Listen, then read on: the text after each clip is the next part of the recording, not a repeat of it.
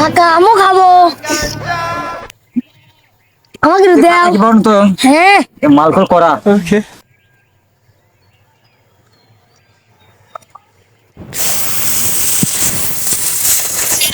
সেই স্বাদ আরে তোকে আগে মানা হইলিম যে তুই মাল করা তুই খায় থাকি বললো নে আলু পানি কোনে পায় তুই রস খালি এখন ঠিক হয়ে যাবে নি মিষ্টি খালি মাল খাওয়ার পর ভালো হয়ে যায় তাড়াতাড়ি বাইরে যাও अच्छा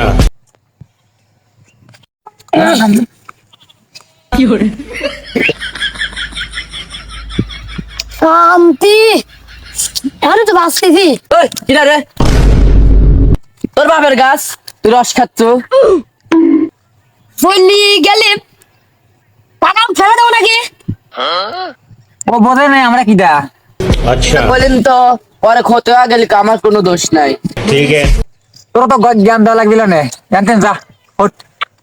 যা ওই আমারে হবে নি আমরা বলবো না যা কাকা কি হয়েছে ব্যক্তি অসময় কিছু ধরে দিল বলি গেলি কামড়া হইলে কি রসালার কথা শুনলাম না ওর ভিতর মনে হয় বিষ দেওয়া ছিল